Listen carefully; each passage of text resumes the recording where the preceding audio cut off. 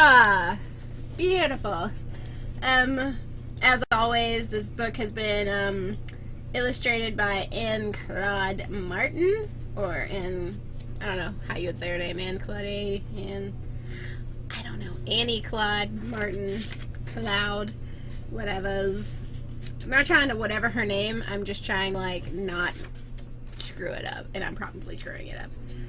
Hansel and Gretel is the next book here, so let's jump right in and get a Hansel and Gretel into this. Everybody loves Hansel and Gretel. Gretel. I'm gonna call it that from now on. Hansel and Gretel. Hansel. He's so hot right now. Anybody like Zoolander? Yes. I love it. Love it. Ah, man. Sorry, I just like went on like a thing. Alright. At the edge of a vast forest lived a poor woodcutter and his wife. I'm going to put the book over here. And their two children. The little boy was called Hansel, and the little girl was called Gretel. I'm not going to do it like that. But I want to, but I'm not going to because it really takes me out of the story and makes me want to laugh at it. And Gretel. And the family were so poor that they had hardly anything to eat. Even worse, a great famine was threatening the land, and the woodcutter was finding it very hard to make a living. Can't sell that wood log, you know. Anyways, one evening when the children had gone to bed, the man sighed and said to his wife, "What has become of us? How are we going to feed our children when we don't even have anything for ourselves?" I hope you guys can hear me pretty decently just now. I was totally covering up the mic, and I only just realized it. That's why we don't put the book over there. Yay! Sorry! Well, anyways, we're leaving it in because that's how we record these. Some of them. Anyways. Well, I have a good idea. No, here. Well, I have a good idea, answered his wife. Tomorrow, early in the morning, we will take the children to the thickest, darkest place in the forest. We will light a fire for them and give them each a piece of bread, and then we will go to our work and leave them there.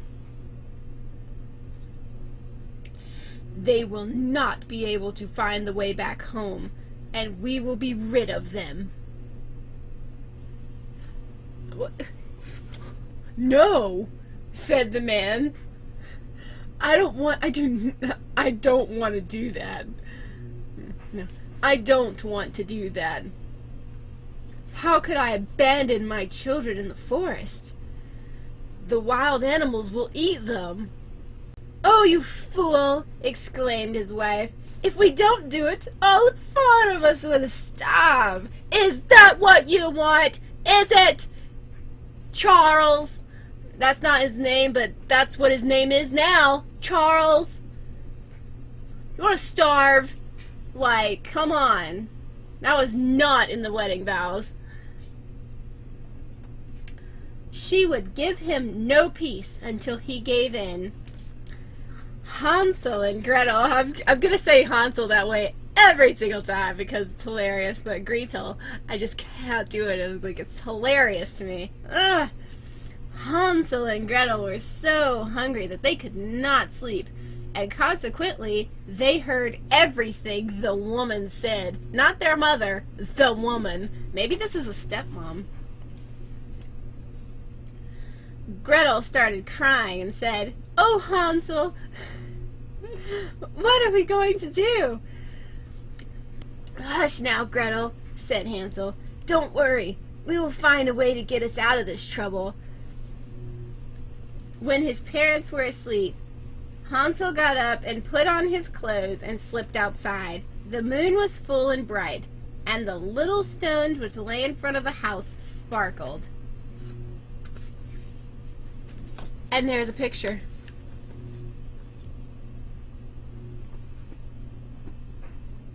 Poor children.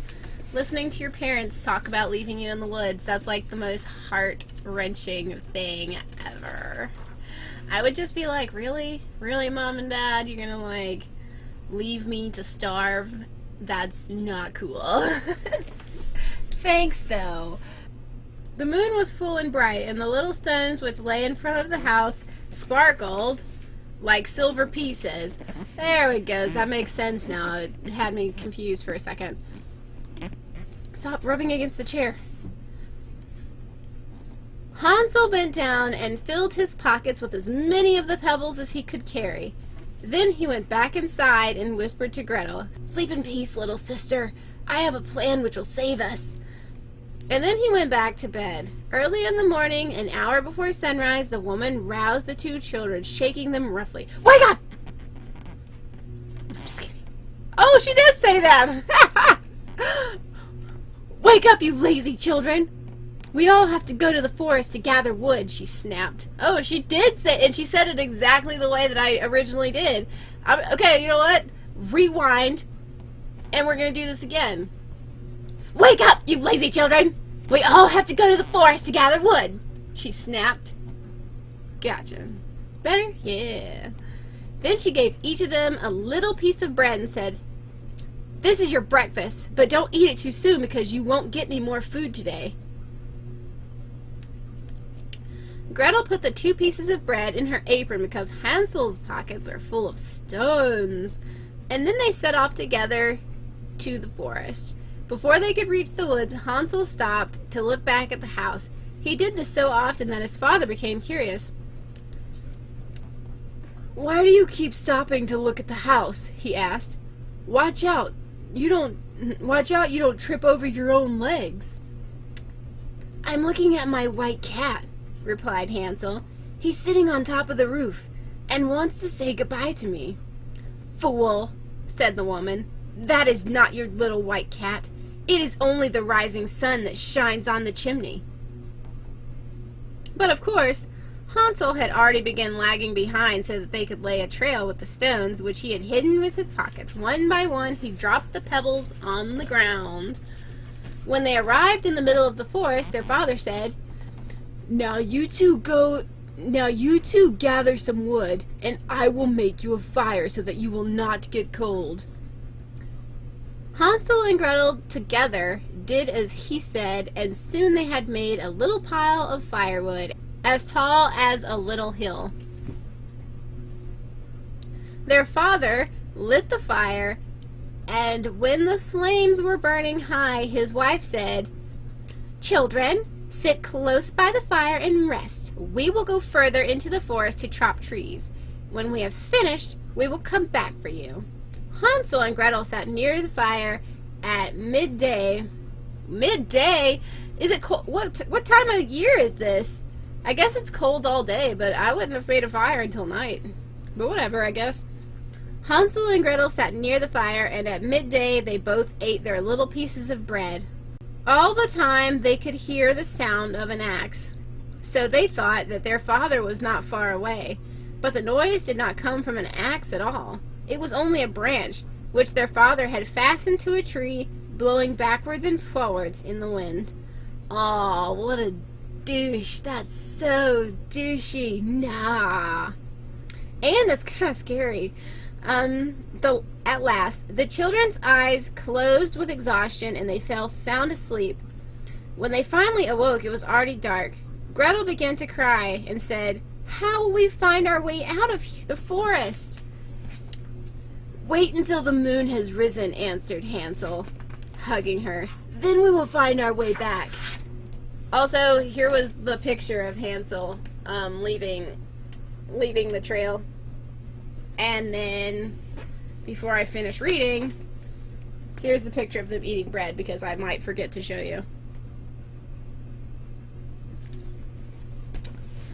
Alright. As soon as the moon rose, Hansel took his little sister by the hand, and they followed the path of little stones, which glittered like silver pieces and marked the way home. It was almost daylight when they reached home. They knocked at the door, and when the woman opened it and saw it was Hansel and Gretel, she said, "You naughty children! Where have you been all night? We thought you were lost." Their father was delighted to see them and welcomed them into the house, but it wasn't long before once again the children overheard the woman complaining to their father. "We only have half a loaf of bread, and after that is finished there is nothing left to eat. We have to get rid of the children. We will take them even further into the forest so that they cannot find their way back. There is no other solution." Just a joke, whatever. Bye. Their father was heartbroken and thought it would be better to share the last piece of bread with the children instead of sending them away. But the woman did not want to hear any more about it and started to scold him until at last he gave in again.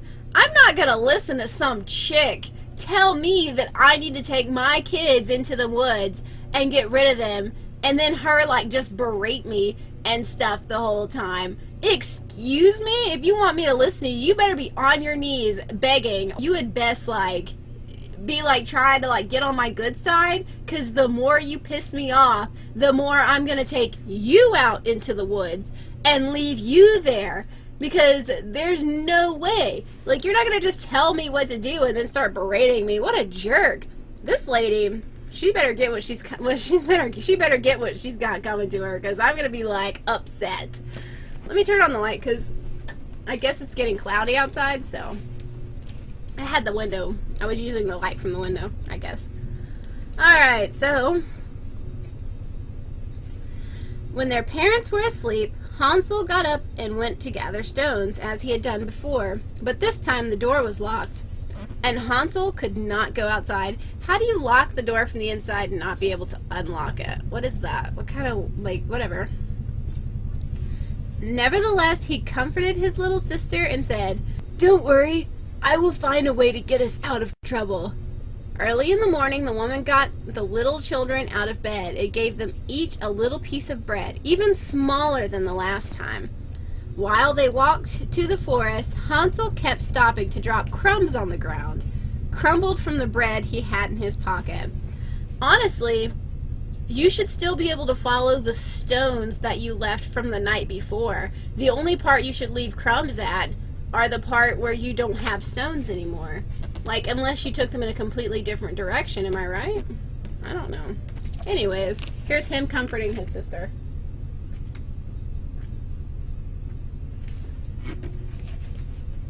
I have a really awkward way of showing you guys the pictures. I'm just here you go. And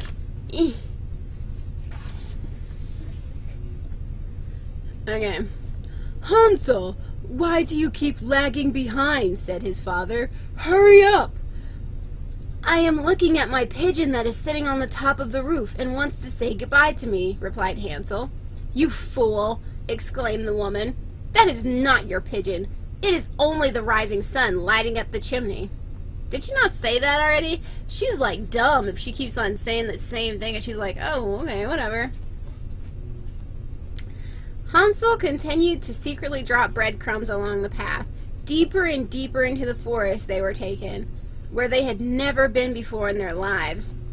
As before, their father lit a big fire for them, and the woman said, "Stay here by the fire. We are going into the forest to chop trees, and in the evening, when we are finished, we will come to take you home again."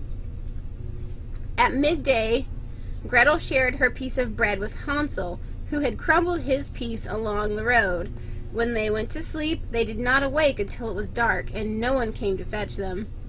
Hansel comforted his little sister by saying, "Wait, Gretel, until the moon has risen. Then we will be able to see the crumbs I have scattered. Or will you?" I mean, Okay, that's it. They're just like sleeping on the ground. The fire's out. These are awful, awful parents, by the way. They will show us the way home, he finished, I guess. When the moon rose, they got up, but they could not find any crumbs because the birds that lived in the forest had eaten them all. Never mind, we will find the way back ourselves, said Hansel. But they could not find it. They walked the entire night and even the next day from sunrise to sunset without finding their way out of the forest. They were very hungry, for they had not had anything to eat other than a few wild strawberries that they found growing by the path. At last, they were so tired that their legs could not carry them any longer, so they lay down under a tree and fell asleep. The next day they tried again to find their way home, but still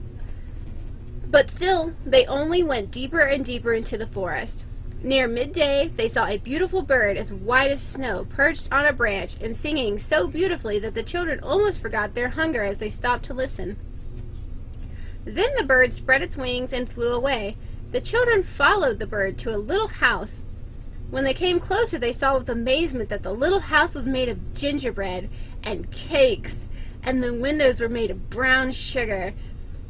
This is just what we need, said Hansel. We will make a good meal from it.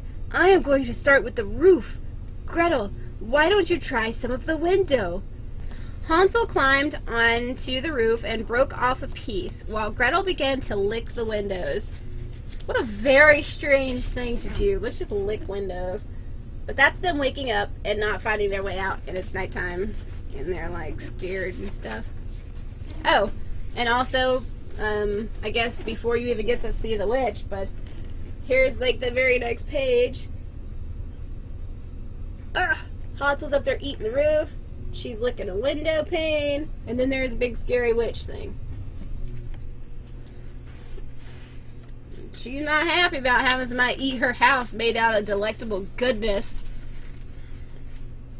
Suddenly, a soft voice came from inside. Nibble, nibble, mouse, who is nibbling at my little house?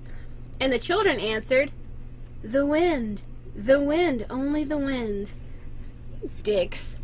But, like, the kids are freaking weird, too. Like, who answers that question? They carried on eating without another thought, as they were still very hungry. Hansel, who liked the taste of the roof, tore down a large piece of it, and Gretel pushed out an entire window pane, which she then began to nibble.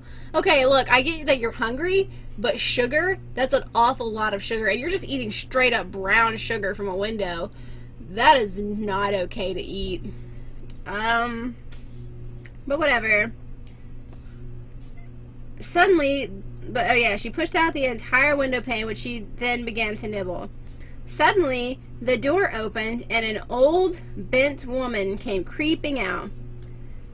Hansel and Gretel were so frightened that they dropped their sweets. The old woman nodded her head and said, My dear children, however did you get here? Come inside, stay with me in my house. You will enjoy it here. She took both children by the hand and led them into the little house. There she gave them a delicious meal, milk and pancakes with sugar, apples, and nuts.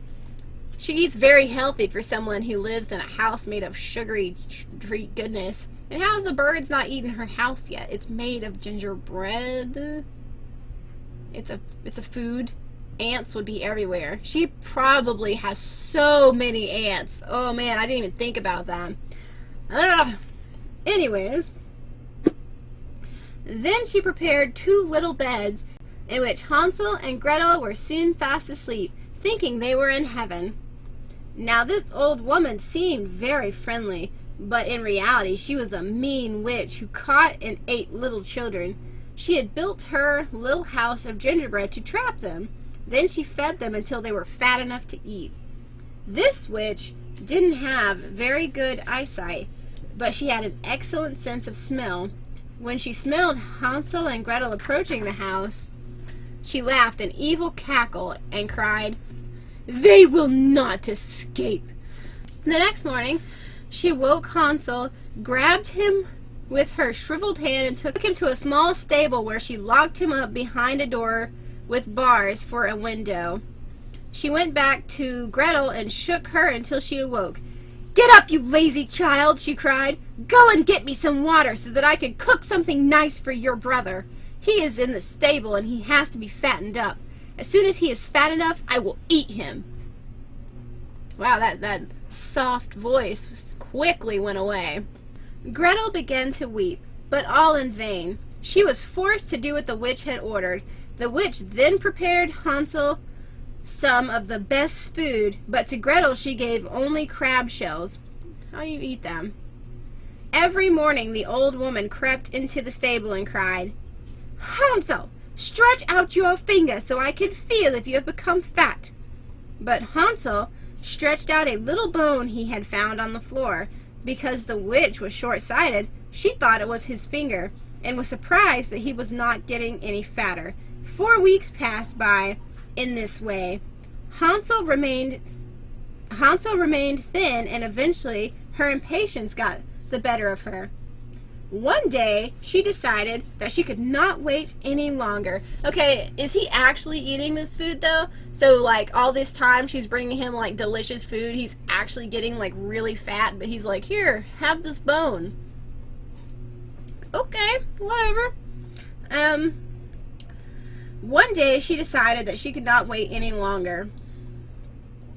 "Hurry up, Gretel! Bring me some water," she ordered the young girl. "Whether Hansel is fat or thin, I will kill him and cook him tomorrow."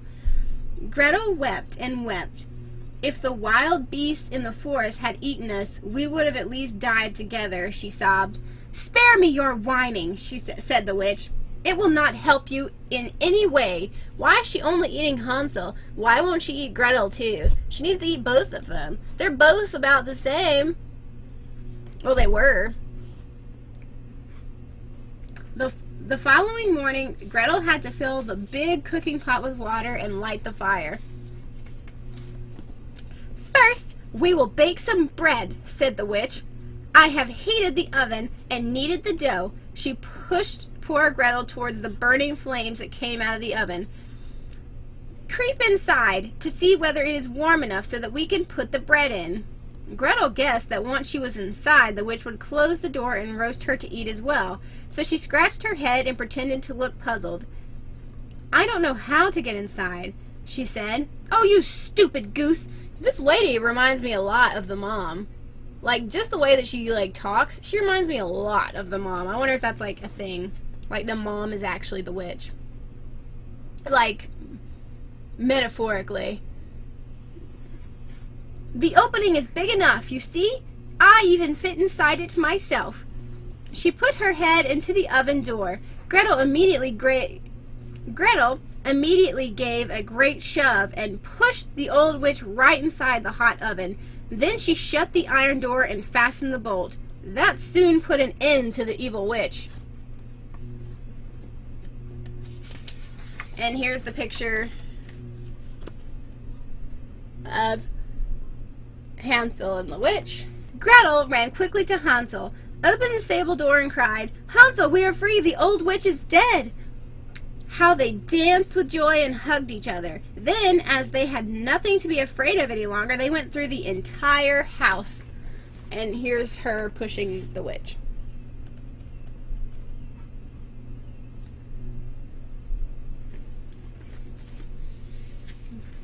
I'm surprised she was, like, strong enough to do anything like that. And I'm betting, like, the witch was probably screaming and stuff. Like, a lot of really scary sounds were happening. And, like, I'm sure that burning human flesh or witch flesh does not smell great. So they're just going through this house, like, ignoring all that. But I guess, you know, insane stuff will do that to you. Well, they went through the entire house where they found all sorts of precious pearls and stones. Laughing, the two children gathered up as much treasure as they could carry. Hansel filled his pockets and Gretel filled her apron. "Now let's go quickly. I'm sure we will now be able to find our way out of this bewitched forest, said Hansel. After they had walked through the forest for an hour or two, the children arrived at a great river. We will not be able to get over to the other side, said Hansel. I don't see a bridge or a raft. There's not even a boat, agreed Gretel. But look, there is a white duck. If I ask it kindly, perhaps it will help us to cross the river. And she cried, little duck, do you see? Hansel and Gretel are waiting for thee.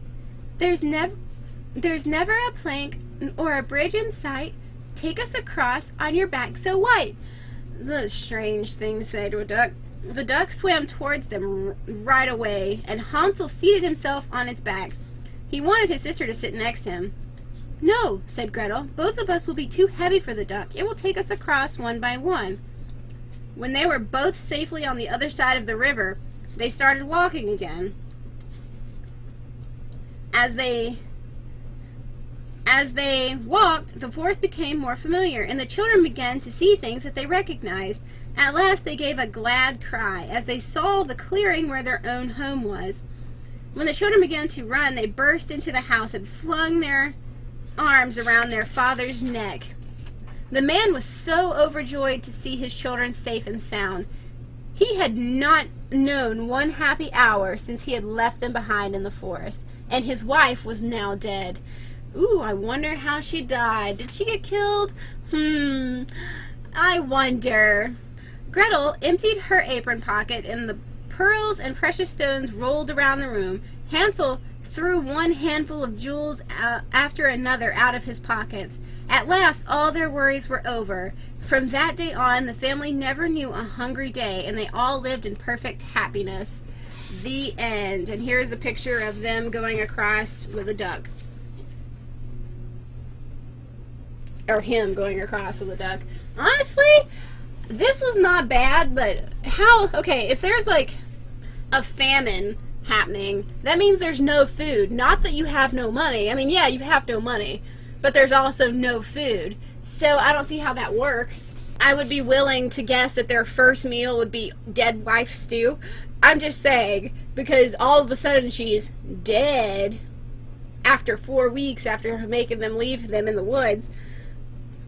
And if she really was dead, you know, they could have said, oh, well, I've been looking for you. He hasn't been looking for them at all. He just like, they're probably dead. I'll just, go do my own thing. Or maybe he did.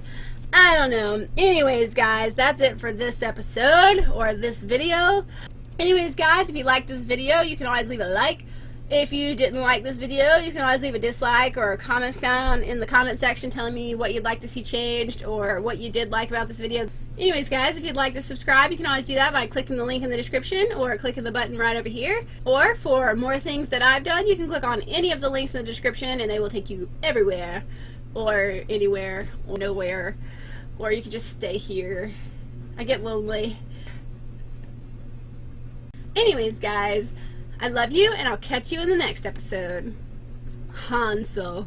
So hot right now.